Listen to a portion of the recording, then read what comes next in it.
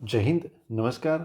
आप सभी का स्कूल ऑफ माइनिंग में बहुत बहुत स्वागत है। आज अभी अपन विनिंग वर्किंग के पेपर में जियोलॉजी सेक्शन को कवर कर रहे हैं और उसमें अपन ने बहुत सारी चीज़ें देखी हुई हैं। वेदरिंग अपन पढ़ रहे थे और आज अपन पढ़ेंगे सॉइल के बारे में। ठीक है, तो सॉइल में अपन इस लेक्चर में क्या क्या देखने वाले हैं उससे पहले आप मेरा व्हाट्सअप ग्रुप पर जो अगर आपने ज्वाइन नहीं किया है तो डिस्क्रिप्शन में या तो कमेंट बॉक्स में जो कमेंट पिन किया होगा वहाँ पे आपको मेरा व्हाट्सअप ग्रुप का लिंक मिल जाएगा। आप वहाँ से मुझे व्हाट्सअप में फॉलो कर सकते हैं और जो भी मेरे अपडेट्स आते हैं उससे आप कनेक्टेड रह सकते हो।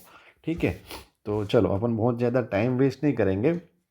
इसमें क्या क्या देखने वाले हैं ये देख लो ताकि आपको पता चले कि लेक्चर कितना इंपॉर्टेंट है। एक सबसे पहले देखेंगे रेगोलिथ। तो रेगोलिथ किसको बोलते हैं, उसके बाद सॉइल का प्रोफाइलिंग होता है, अलग अलग ओरिजन्स होते हैं, वो कैसे डेवलप होते हैं वो देखेंगे। फिर क्लाइमेट के हिसाब से कैसे कैसे सॉइल का फॉर्मेशन होता है वो देखेंगे। फिर ट्रांसपोर्टेड सॉइल और रेसिड्यूअल सॉइल में क्या डिफरेंस है वो देखेंगे। फिर सॉइल की जो डिपॉजिट रहती है, जो उसका ट्रांसपोर्टेशन का जो माध्यम रहता है, वो माध्यम के हिसाब से कौन सी डिपॉजिट जनरेट होती है वो वहाँ पे अपन डिस्कस करेंगे। फिर सॉइल की जो साइज़ रहती है उसके पार्टिकल्स की साइज़ के हिसाब से सॉइल का नोमेनक्लेचर अपन देखेंगे, वो बहुत ही इंपॉर्टेंट है।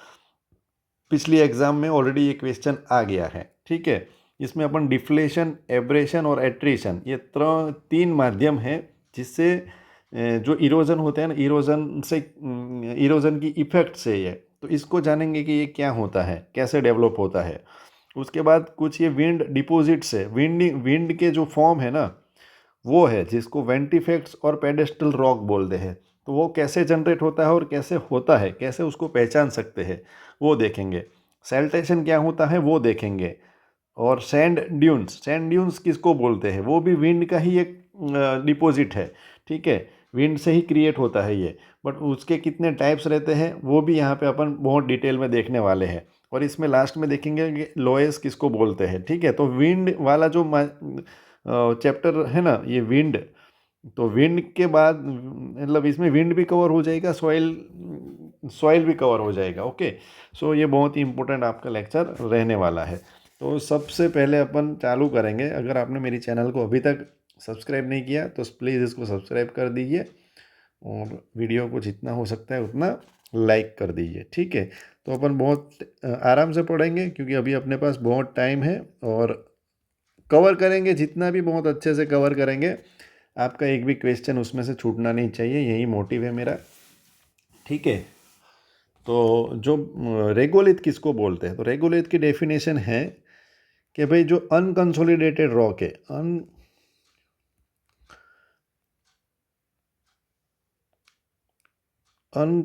अनकंसोलिडेटेड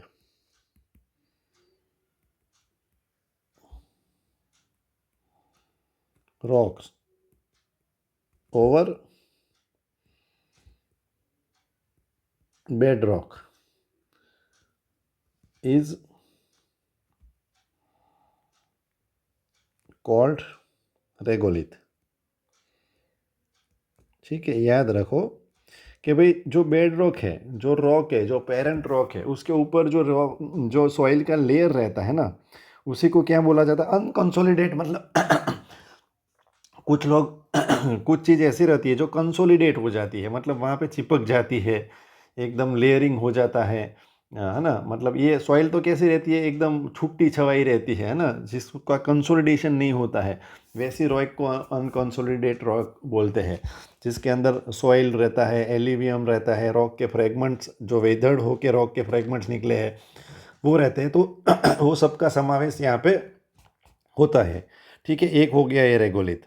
तो अभी रेगोलिथ और सॉइल में क्या डिफरेंस है ये देखेंगे। ये तो रेगोलिथ हो गया, अभी सॉइल किसको बोलते हैं ये देखेंगे।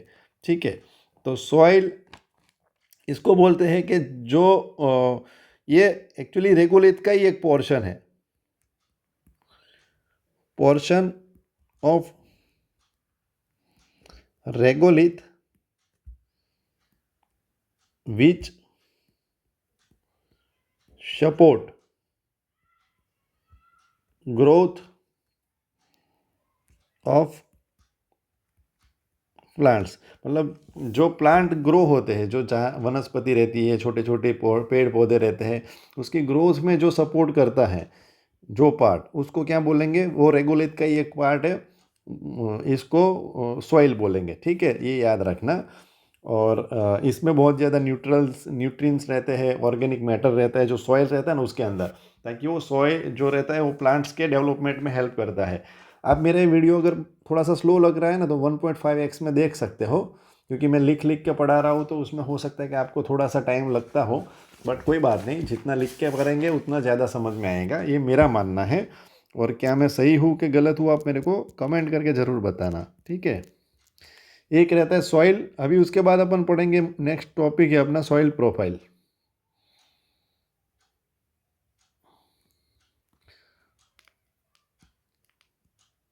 सॉइल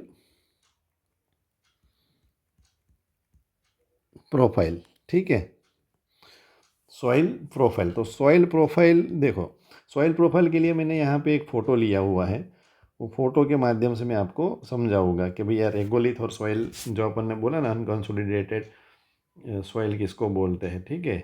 और इसको अपन अच्छे से चिपकाते जाएंगे ताकि अपने को ये मटेरियल ही आप एग्ज़ाम में यूज़ कर सको, यही मोटिव है मेरा, आपको कहीं मटेरियल के लिए भागना नहीं पड़े, ठीक है।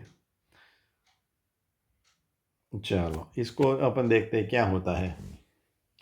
तो जब अपन कोई भी खड्डा खोदते हैं और उसकी अपन जो लेयर्स रहती है, खड्डे के बाद जो साइड में से जो रॉक एक्सपोज होता है, उसकी लेयर्स को अपन उसको अगर जो लेयर्स रहती है उसको अपन एग्जामाइन करें, तो उसमें अपने को अलग अलग होरिजन्स मिलेंगे।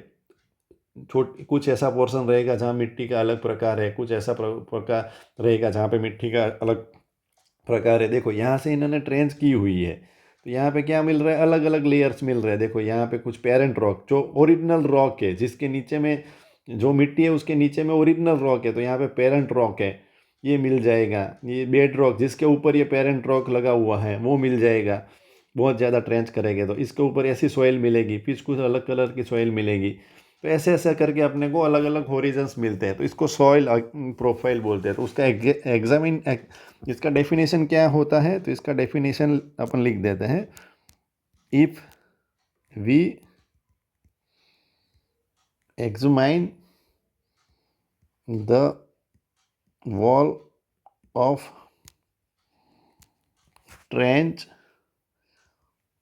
दे found to contain series of layers is called soil profile.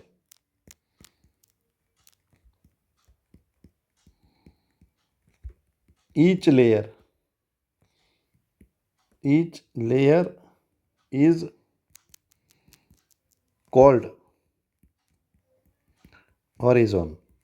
जो एक लेयर है, सपोज ये एक लेयर है यहाँ से यहाँ पे, ठीक है, तो ये क्या हो गया? एक हॉरिजन हो गया, ये यहाँ से यहाँ तक ये दूसरा हॉरिजन हो गया, तो इसको हॉरिजन्स बोलते हैं। ऐसे 3 हॉरिजन रहते हैं। कैसे रहते हैं? 3 हॉरिजन्स रहते हैं, जिसको हॉरिजन ए, बी और सी बोलते हैं। जिसमें सबसे पहला रहता है हॉरिजन ए।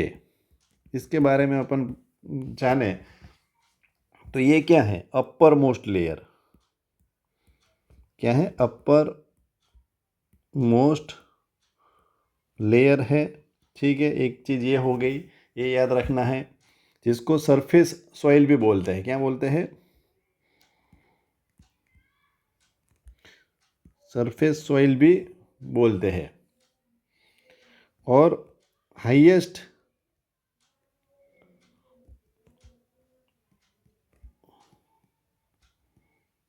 बायोलॉजिकल एक्टिविटी ये लेयर में अपने को दिखती है, ठीक है। ये हॉरिजन एक ही खासियत क्या है कि भैया सबसे अपर मोस्ट लेयर रहेगा, उसको क्या बोलेंगे? या तो सरफेस सॉइल बोल सकते हैं, या तो टॉप सॉइल जिसको अपन बोल सकते हैं। यहाँ पे देखो, ये सरफेस सॉइल है, ये हॉरिजन ए हो गया, ठीक है। तो ये देखना है। ये होरिजन बी हो गया, ये होरिजन सी हो गया वैसे। ठीक है, तो ये इसकी खासियत है कि अपर मोस्ट लेयर है। और इसको सरफेस सॉइल या तो टॉप सॉइल भी बोल सकते हो। ठीक है, टॉप सॉइल भी इसको बोल सकते हैं। तो जो भी आप बोलना है उस अपने हिसाब से आप याद रख सकते हो। फिर दूसरा रहता है होरिजोन बी। तो होरिजोन बी क्या है? होरिजोन बी क्या है? तो बी देखेंगे तो ये इसको क्या बोलते हैं? होरिजोन बी को इसको सब सॉइल बोलते हैं। क्योंकि देखो, जब ये रॉक का लेयरिंग होगा ना, तो ऊपर में एकदम बारीक रॉक होगी, नीचे में थोड़ी सी बड़ी रॉक होगी। ठीक है, फिर जो रहती है ना, जैसे पानी में आप कुछ डालते हो, सपोज पानी में आपने कंकर डाले। ठीक है, ये पानी है यहाँ पे भरा हुआ है, आपने यहाँ पे कंकर, बहुत टाइप के कंकर डाले, तो सबसे पहले कंकर नीचे कौन सा जाएगा? जो बड़ा होगा वही जाएगा ना, ग्रेविटी के हिसाब से। तो बड़ा ऊपर जाएगा, फिर छोटा होगा वो थोड़ा सा ऊपर, फिर उससे छोटा ऊपर। उस हिसाब से ये अंदर में डिपॉजिट भी होता है। तो सोयल में भी सेम चीज़ रहती है कि भैया जो सबसे बड़ा है वो नीचे रहेगा, सबसे उससे छोटा है वो थोड़ा ऊपर, सबसे छोटा है वो सबसे ऊपर, ऐसे करके उसके होरिजन्स बनते हैं। ठीक है, इसको सब सॉइल बोलते हैं। और इसको जोन ऑफ एक्यूमुलेशन भी बोलते हैं।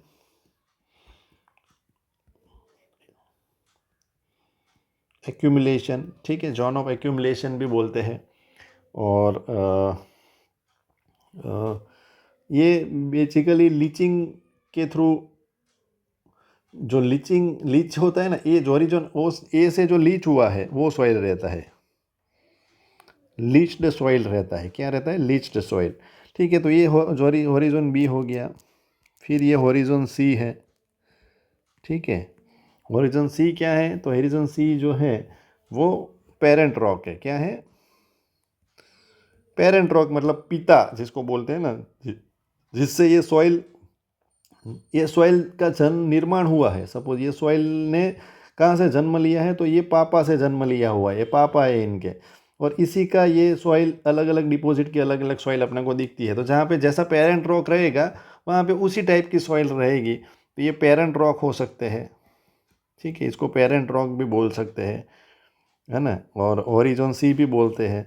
तो डेफिनेटली आपको पूछे कि भाई पेरेंट रॉक सॉइल प्रोफाइलिंग में कौन से ओरिजोन में पाई जाती है, तो आपको याद होना चाहिए कि भाई ये तो सबसे जो क्या रहता है ना, सी ओरिजन सबसे नीचे वाला ओरिजन में रहती है। और ये पार्टली अल्टर रहते हैं, पार्टली अल्टर्ड। पार्टली अल्टर्ड मतलब देखो, यहाँ पे जो बेड रॉक है ना वो तो एकदम प्योर फॉर्म में है, जिसमें कोई अल्टरेशन नहीं हुआ, कुछ चेंजेस नहीं हुई। बट यहाँ के बाद इसका वेदरिंग, इरोजन वगैरह जो फैक्टर्स लगते हैं, इसके बाद यहाँ पे लगना चालू हो जाते हैं। और धीरे धीरे इसका पार्टली क्या होता है, ये पार्टली अल्टर्ड होने लगते हैं। पहले पार्टली अल्टर्ड होते हैं, फिर बहुत ज़्यादा अल्टर्ड होते हैं, फिर उससे ज़्यादा अल्टर्ड होते हैं। ये एक्चुअली फॉर्म ही है अल्टरेशन का, और कुछ नहीं है। और रेगोलिथ क्या है? तो ऊपर में जो आपको दिख रहा है ये वाला पोर्शन, ठीक है, इसको पूरा को रेगोलिथ बोलेंगे। पेरेंट रॉक से लेकर ऊपर तक का जो लेयर रहेगा ना उसको क्या बोलेंगे? रेगोलिथ ही बोलेंगे। और उसका जो अपर वाला पार्ट है उसको सॉइल बोल सकते हैं वैसे, है ना। वैसे तो ये पूरा सॉइल ही है, बट वो मतलब जानने के हिसाब से आप उसको ऐसे भी आप याद रख सकते हो। ठीक है, वैसे तो ये सॉइल ही बोलेंगे, तीनों लेयर्स जो है यहाँ तक सॉइल ही है। ये मतलब ये रेगोलिथ भी है और सॉइल भी है। बट ये जो टॉप सॉइल रहती है ना, जो प्लांट के डेवलपमेंट में हेल्प करती है, उसको प्योरेस्ट फॉर्म ऑफ सॉइल बोलेंगे। ठीक है, तो आप उसको इस हिसाब से याद रख सकते हो। बहुत ज़्यादा कठिन नहीं है, थोड़ा सा वो करना पड़ेगा। अभी क्लाइमेटिक सॉइल फॉर्मेशन देखते हैं, अलग अलग क्लाइमेट में कैसे टाइप की सॉइल रहती है वो अपन एक बार देख लेते हैं मोटा मोटी। वैसे तो बहुत डिटेल में, इससे ज़्यादा डीप में कोई नहीं पूछने वाला। ठीक है, तो चलो अपन यहाँ पे बात करते हैं कि सबसे पहला ह्यूमिड टेम्परेचर। ह्यूमिड टेम्परेचर मतलब थोड़ा सा जहाँ पे भेज हो, है ना, थोड़ी सी ह्यूमिडिटी हो, वैसे वाले जो रीजन्स रहते हैं अर्थ के ऊपर, ठीक है, उसको क्या बोलते हैं? ह्यूमिड टेम्परेचर रीजन्स बोलते हैं। तो इसमें सॉइल फॉर्मेशन कैसे होती है? तो इसमें सॉइल फॉर्मेशन दोनों एक्टिविटी से होती है। एक integration, integration and decomposition. Integration and decomposition. ठीक है। इंटीग्रेशन क्या होता है वो मैंने पहले लेक्चर में, और डिकम्पोजिशन क्या लेता है वो पहले लेक्चर में बताया हुआ है, फिर भी बता देते हैं। इंटीग्रेशन मतलब फिजिकल जो रॉक का ब्रेकिंग होता है, फिजिकली रॉक ब्रेक होता है वो, और उसका जो कंपोजिशन होता है, सपोज जो मतलब उसकी केमिकल प्रॉपर्टीज़ होती है, उसके अंदर जो केमिकल डीके होता है सॉल्ट की वजह से, वाटर की वजह से, और उसके एग्जाम्पल अपन ने देखे थे, उसको क्या बोलते हैं, डीकम्पोजिशन बोलते हैं। तो ह्यूमिड टेम्परेचर रीजन्स में क्या होता है, डिसइंटीग्रेशन भी होता है और डीकम्पोजिशन भी होता है। ठीक है, दोनों चीज़ रहती है। और यहाँ पे बहुत इंपॉर्टेंट वर्ड है हियर, ये रीजन में जो सॉइल पाई जाती है उसको क्या बोलते हैं, पोस्डोल सॉइल बोलते हैं, पॉडजोल, पॉडजोल सॉइल। ठीक है, पॉडजोल सॉइल याद रखना। कहाँ पे पाई जाती है, तो ह्यूमिड टेम्परेचर जहाँ पे रहता है पॉडजोल सॉइल पाई जाती है। ठीक है। और जो अपन ने देखा था ना कि भैया जहाँ पे ये हॉरिजॉन ए होगा, बी होगा, सी होगा, ये तीनों हॉरिजॉन वाली जो सॉइल है ना, ये यही ह्यूमिड टेम्परेचर में रहती है। Three horizon soil, three horizon soil ये जनरली कहाँ पाई जाती है, जहाँ पे ह्यूमिड टेम्परेचर रीजन्स है, ठीक है, वहाँ पे पाई जाती है। अभी ये ह्यूमिड टेम्परेचर किसी को ऐसा होगा कि सर ये रीजन कौन सा है, तो जो सी शोर के पास वाले एरिया है जहाँ पे ह्यूमिडिटी बहुत ज़्यादा है, फिर ऐसे एरिया जहाँ पे बहुत ज़्यादा बारिश होती है, तो ये सब एरिया को ह्यूमिड टेम्परेचर रीजन बोलते हैं। ठीक है, जैसे इसके लिए क्या है कि जो अर्थ का आप क्लाइमेटिक फ्यूचर्स देखोगे ना, तो उस पर आपको समझ में आएगा, बट इतना डिटेल में आपको जाने की ज़रूरत नहीं है, ज़्यादा दिमाग लड़ाना भी अच्छी बात नहीं होती। ठीक है, दूसरा रहता है आर्कटिक रीजन। ये सिर्फ याद रखना पॉडजोल सॉइल किसको बोलते हैं। ठीक है, ये बहुत इंपॉर्टेंट वर्ड, ऐसे बहुत सारे वर्ड आएंगे आगे जो आपको याद रखने पड़ेंगे। ठीक है, तो ये आर्कटिक रीजन में क्या होता है, जैसे अपन ने देखा था ना, अपन ने देखा था कि फ्रॉस्ट क्या होता है, तो इसमें वही होता है आइस एंड फ्रॉस्ट, क्योंकि बेसिकली ये वेदरिंग की ही प्रोडक्ट है ना सॉइल, तो इसमें अपने को वेदरिंग देखना पड़ेगा कि कैसे रीजन में कैसा वेदरिंग होता है। तो आर्कटिक रीजन में आइस और फ्रोस्ट का रीजन होगा, जो रॉक रहेगा वो पोरोसिटी के माध्यम से रॉक के अंदर पानी जाएगा।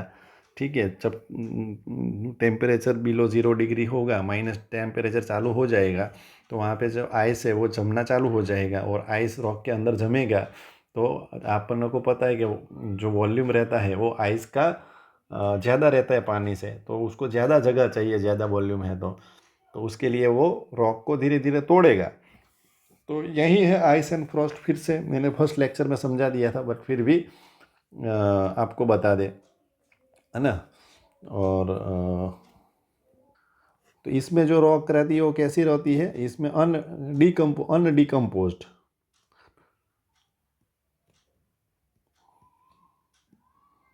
ये सिर्फ फिजिकली ब्रोकन डिसइंटीग्रेटेड तो रहेगी, बट जो डीकम्पोजिशन रहेगा वो वहाँ पे एब्सेंट रहेगा। ये जस्ट याद रखना है ना, डीकम्पोजिशन वहाँ पे एब्सेंट रहेगा, और जो पेरेंट रॉक रहेगा उसी के फॉर्म में ये रहेगा, है ना। बहुत ज़्यादा अंदर तक नहीं होगा, मतलब एकदम डीप में नहीं होगा, क्या होगा, थोड़ा सा शैलो होगा।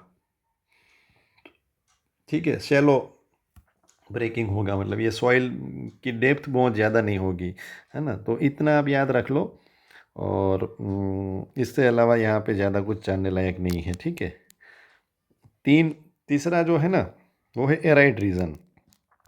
एरिड रीजन,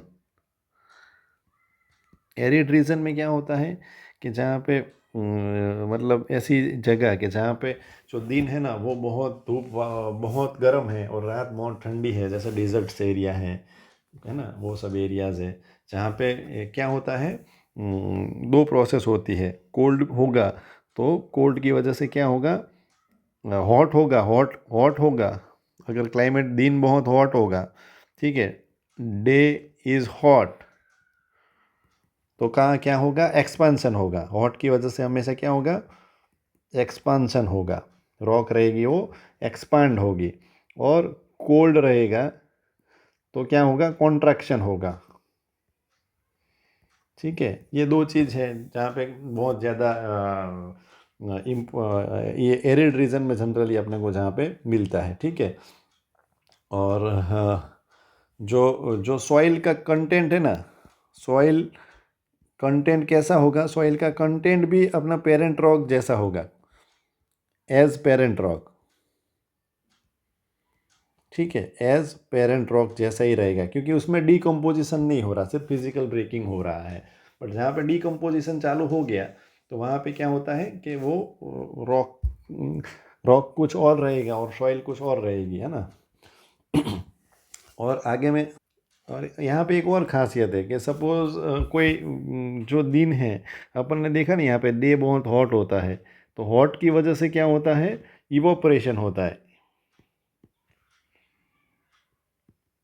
इवोपरेशन होता है, क्या होता है, RATION, ठीक है, इवापोरेशन होता है। इवापोरेशन में क्या होता है, जैसे ये पानी है और ये रीज़न है, तो पानी क्या होगा, गर्मी की वजह से इवोपरेट हो जाएगा, वो बाष्प बन जाएगा। बाष्प बन जाएगा तो क्या होगा, ये पानी जैसे शुष्क होने लगेगा ना, तो एक एक्शन यहाँ पे फॉर्म होगा जिसको बोलते हैं कैपिलरी एक्शन। क्या फॉर्म्स होगा, याद रखना, कैपिलरी एक्शन बहुत इंपॉर्टेंट है, कैपिलरी एक्शन, ठीक है।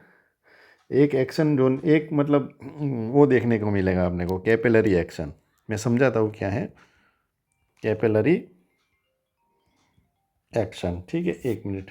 अभी कैपिलरी एक्शन क्या होता है, सपोज कोई एक ऐसा एरिया है, ठीक है, ये मान लो ये ऐसा एक एरिया है, यहाँ पे पानी भरा हुआ है हल्का हल्का, और यहाँ पे दिन में बहुत ज़्यादा टेम्परेचर हो रहा है, तो पानी यहाँ पे इवोपरेट हो गया। तो ये क्या होगा कि ज़मीन के नीचे में जो सॉल्ट रहेगा ना, वो जो अपनी ग्रेविटी रहती है ना, ग्रेविटी के अपोजिट डायरेक्शन में वो मूव करेगा।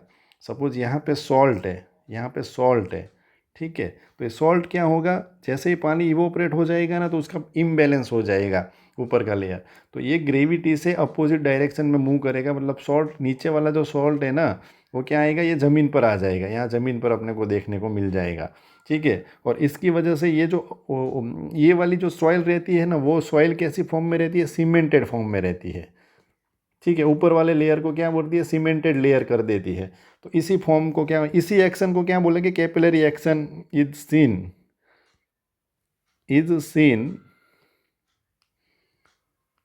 कैपिलरी, ऐसे भी लिख सकते हो, capillary action makes up capillary action makes upper layer of soil so hard and cemented. आपको ऐसा लगेगा कि जहाँ पे यहाँ पे प्लास्टर कर दिया हो ना, वैसा आपको लगेगा, बस इतना आप याद रखो। यहाँ पे कैपिलरी एक्शन देखने को मिलता है, कैपिलरी एक्शन क्या होता है वो मैंने आपको बता दिया, ठीक है। अब चौथा रीज़न रहता है, लास्ट है, इसको देख लेते हैं, ट्रॉपिकल क्लाइमेट। जो ट्रॉपिक्स के आसपास के एरिया है वहाँ पे, ठीक है, तो ट्रॉपिकल क्लाइमेट में जनरली क्या होता है कि केमिकल वेदरिंग होता है, डीकम्पोजिशन होता है।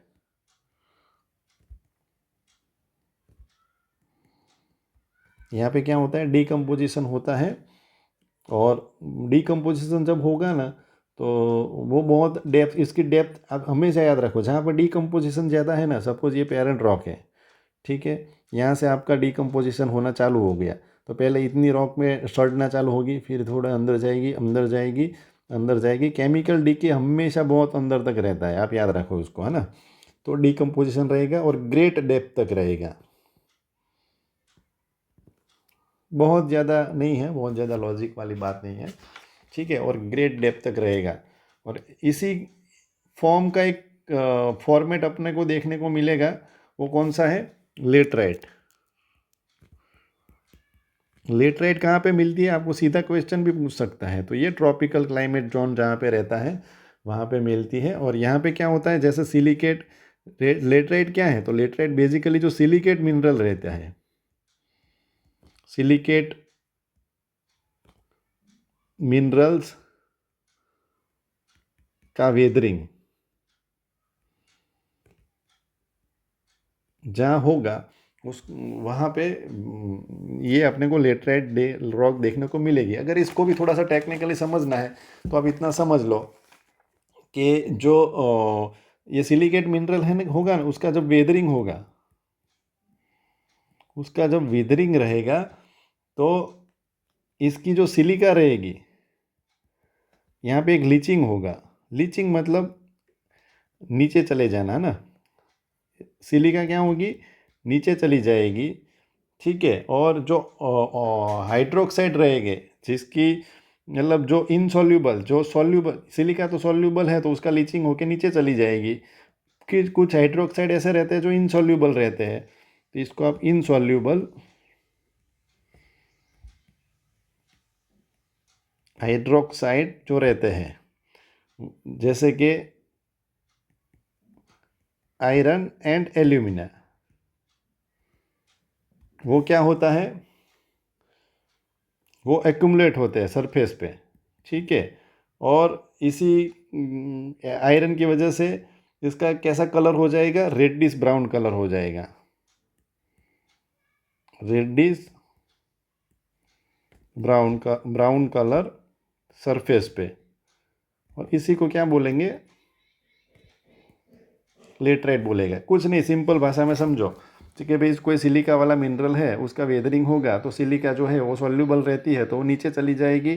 कुछ ऐसे हाइड्रोक्साइड रहते हैं, जैसे आयरन वगैरह हाइड्रोक्साइड रहते हैं, वो इनसॉल्यूबल रहते हैं, तो वो धीरे धीरे सरफेस पे आएंगे। और आयरन का कलर भी रेड जैसा होता है तो रेडिश ब्राउन कलर वो रॉक को मिलेगा। तो लेटराइट अपने को लाल कलर जैसा दिखने को मिलता है, कभी कभी ब्राउन कलर में भी मिलता है। ठीक है, जहाँ पे सिलिका और एल्यूमिना कंटेंट बहुत ज़्यादा है वहाँ पे। तो ये ऐसे ही लेटराइट फॉर्म होता है, यही बस इंपॉर्टेंट है, इसमें और कुछ नहीं है ना। तो ये 2-3 क्वेश्चन आपको पूछ सकता है, आप ध्यान रखना। एक रहती है ट्रांसपोर्टेड सॉइल,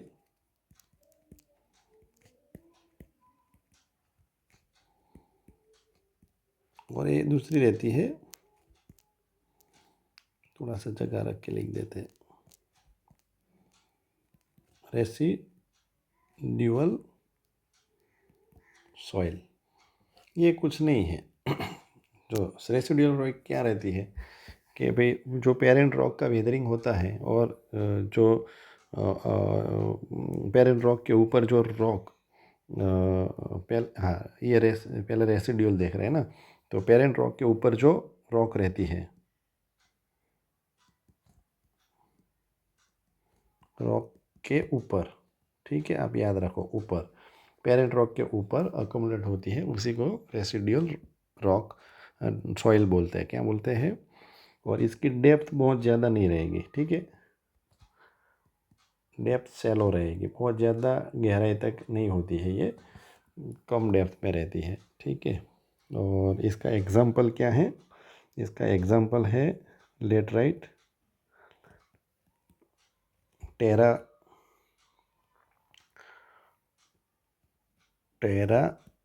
रोज़ा। आप सिर्फ नाम याद रखो, थोड़ा सा नाम अजीब सा है, टेरा रोज़ा और पीट बॉक्स। ठीक है, इतनी टाइप की सॉइल जो है उसको लेटराइट रेसिड्यूअल सॉइल बोलते हैं। वेदरिंग के ऊपर ही, वेदरिंग की वजह से जो पेरेंट रॉक के ऊपर ही हो जाती है उसको। ठीक है, और जो इसमें क्या होता है, वेदरिंग प्लस इरोजन दोनों होता है, वेदरिंग प्लस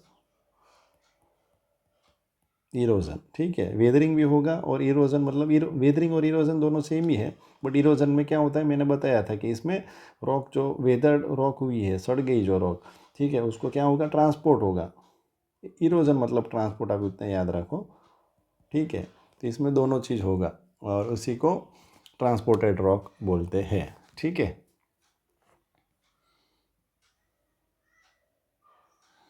और किसके माध्यम से होता है, तो विंड,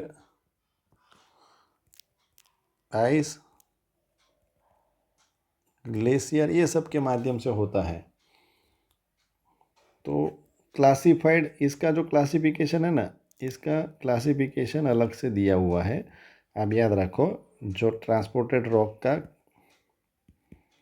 क्लासिफिकेशन रहता है, उसमें सबसे पहले आप याद रखो, सबसे पहले अगर रिवर के माध्यम से उसका ट्रांसपोर्टेशन हुआ है, रिवर्स के माध्यम से, तो उसको एल्यूवियल डिपॉजिट बोलेंगे। एल्यूवियल डिपॉजिट बोलेंगे। दूसरा, लेक्स से अगर हुआ है तो उसको क्या बोलेंगे? लेक्यूट्राइन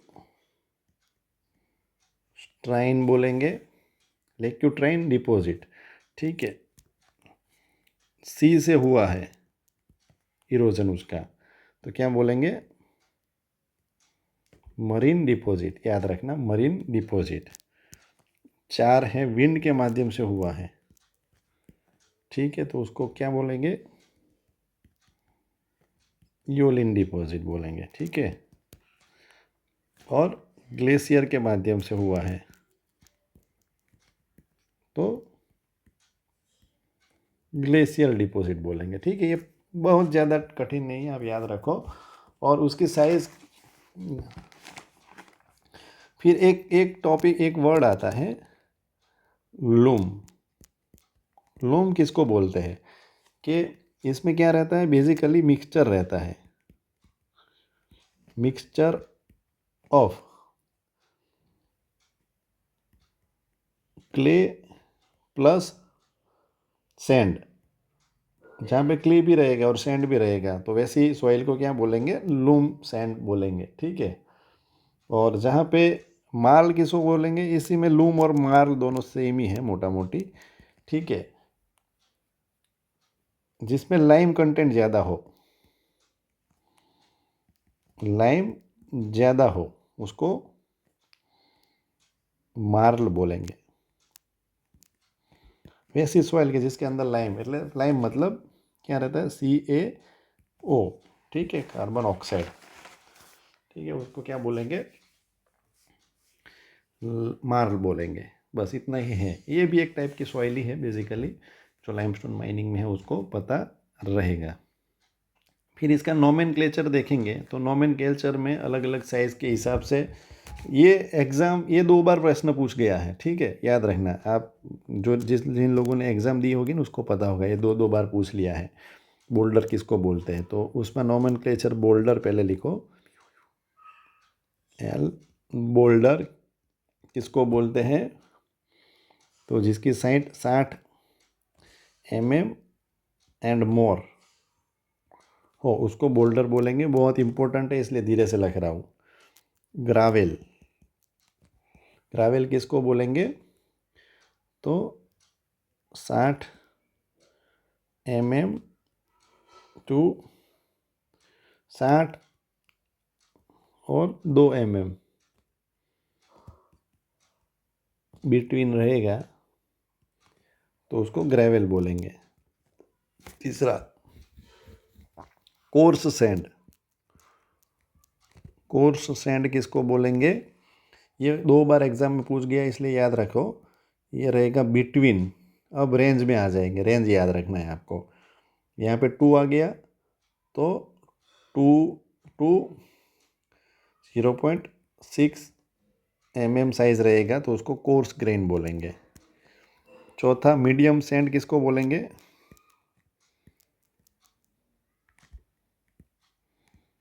मीडियम सैंड किसको बोलेंगे?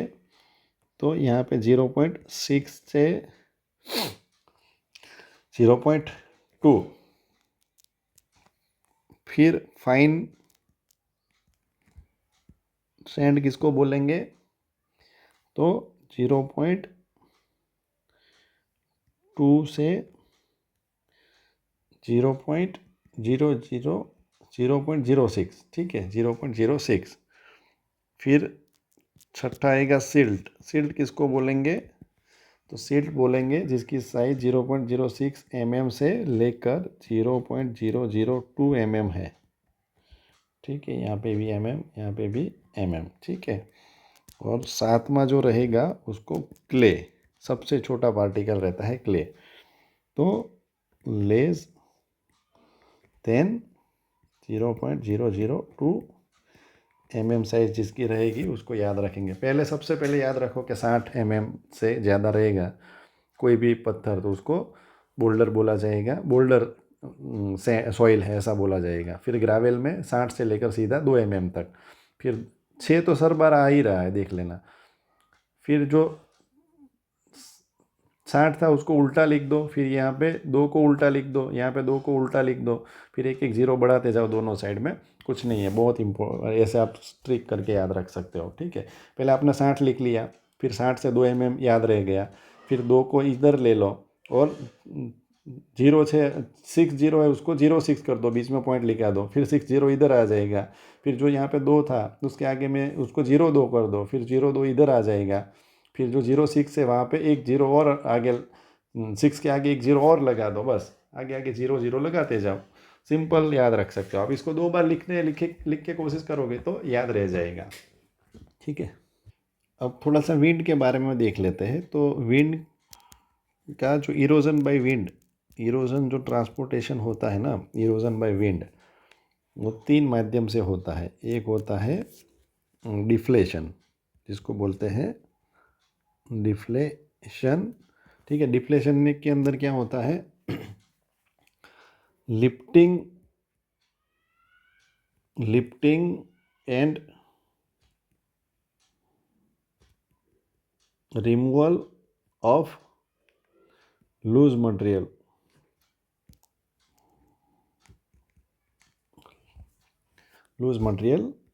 Bye wind is called deflation, ठीक है। अब इतना याद रखो कि भाई जो डिफ्लेशन होता है उसमें क्या होता है, जो लूज मटेरियल होता है वो लिफ्ट होता है विंड के माध्यम से और अलग अलग जगह पे उसको पहुंचाया जाता है, पहुंच जाता है, उसको डिफ्लेशन बोलते हैं। इसमें क्या होगा, जो ग्राउंड होगा वो क्या होगा, लोवर्ड, मतलब ग्राउंड होगा वो धीरे धीरे नीचे जाएगा, ठीक है।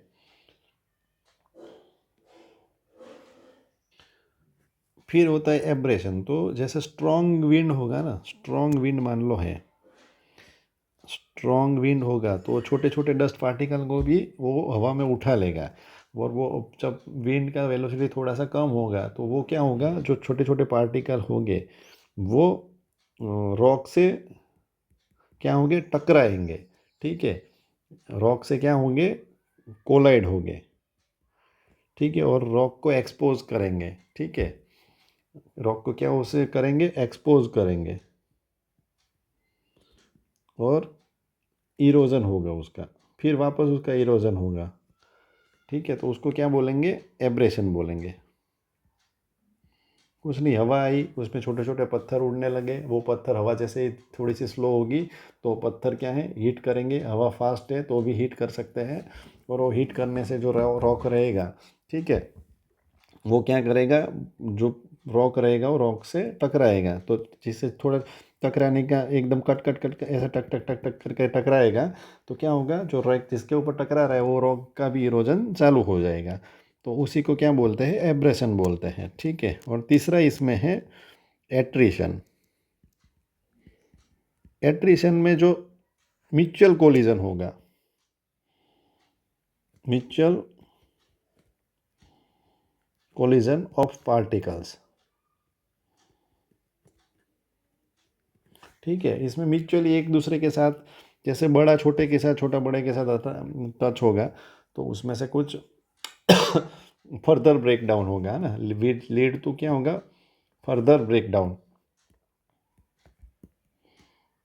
तो उसको क्या बोलेंगे, एट्रिशन बोलेंगे। कुछ नहीं है तीनों में, एक बार आप देखोगे फिर से तो समझ जाओगे। अभी सबसे इम्पोर्टेंट आता है कि जो इरोजनल फ्यूचर्स है ना, उसमें 2 टाइप के रॉक्स प्रोड्यूस होते हैं। एक होता है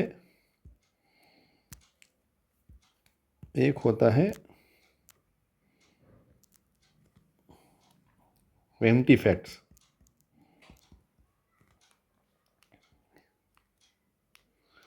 एक होता है वेंटिफैक्ट्स, तो वेंट, और दूसरा होता है पेडेस्टल रॉक, ठीक है। पेडेस्टल रॉक, ये दोनों बाय विंड होते हैं, ठीक है। इसमें देखो पहले अपन वेंटिफैक्ट देखेंगे। ये फोटो मैंने लगा दी ऑलरेडी वेंटिफैक्ट्स की, ये वेंटिफैक्ट्स का एग्जांपल है, ये भी वेंटिफैक्ट्स का एग्जांपल है। अभी सपोज़ यहाँ पे क्या है, स्ट्रॉन्ग विंड आई, ठीक है। स्ट्रॉन्ग विंड अपने साथ क्या लाएंगी, छोटे छोटे सैंड के टुकड़े लाएगी। वो क्या करेंगी, रॉक के साथ हीट करेंगे, मतलब रॉक को क्या करेंगी, हीट करेगी, ठीक है ना। तो वो वहाँ पे क्या इफेक्ट होगा, वो जो इफेक्ट होगा ना उसको क्या बोलेंगे, सैंड ब्लास्टिंग बोलेंगे। जो रॉक को हीट करने वाला जो एक्शन रहेगा उसको क्या बोलेंगे, heating of rocks bye sand of wind, उसको क्या बोलेंगे, सैंड ब्लास्टिंग बोलेंगे। तो और ये जो रहेगा ना, इसमें जैसे बोल्डर वगैरह रहेंगे, पेबल्स वगैरह रहेंगे, तो वो क्या करेंगे, जो साइड होगी ना, जैसे ये स्लाइड है तो फ्लैट स्लाइड को यहाँ पे देखो, ये स्लाइड भी फ्लैट है, तो इसका साइड जो रहेगा वो साइड क्या होगा, फ्लैट साइड को डेवलप करेगी, फ्लैट रहेगी साइड, इसकी फ्लैट रहेगी। और एज रहेगी ना, इसका देखो एज जो है ये एकदम धार है, वो एकदम नुकीली धार रहेगी, शार्प एजेस, ऐसा आप बोल सकते हो। एजेस कैसी रहेगी, शार्प रहेगी इसकी, उसी को क्या बोलेंगे, वेंटी फैक्ट्स बोलेंगे, ठीक है। उसी को वेंटी फैक्ट्स बोलेंगे। और थोड़ा सा पॉलिश्ड नज़र आएगा, क्योंकि ऐसे हीट कर दिया होगा ना, पॉलिश्ड रॉक रहेगा, ठीक है। तो इसको ही क्या बोलेंगे, कॉल्ड वेंटी फैक्ट्स, ठीक है। तो इसको वेंटी फैक्ट्स बोलेंगे। और जहाँ पे ये क्या होता है, इसमें क्या होता है कि जो रॉक रहता है वो कैसे अंडरकट होता है, अंडरकट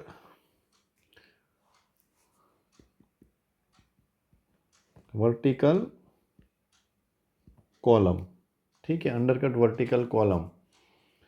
टॉप्स कहता रहता है, टॉप वाइड रहता है, ठीक है। और बेस कैसा रहता है, नैरो होता है जिसका, जिसको क्या बोलेंगे, पेडेस्टल रॉक बोलेंगे। देखो यहाँ पे देखो, टॉप उसका वाइड है, बेस इसका नैरो है, और ऐसे टाइप का जो फॉर्मेशन रहेगा उसको क्या बोलेंगे, पेडेस्टल रॉक करके अपन पहचानेंगे, ठीक है। अब सैंड ड्यून के बारे में अपने को देखना है, बट वो नेक्स्ट लेक्चर में अपन समझेंगे, ठीक है, नहीं तो लेक्चर थोड़ा सा बड़ा हो जाएगा। थैंक यू सो मच, जितना हो सकता है वीडियो को शेयर करो।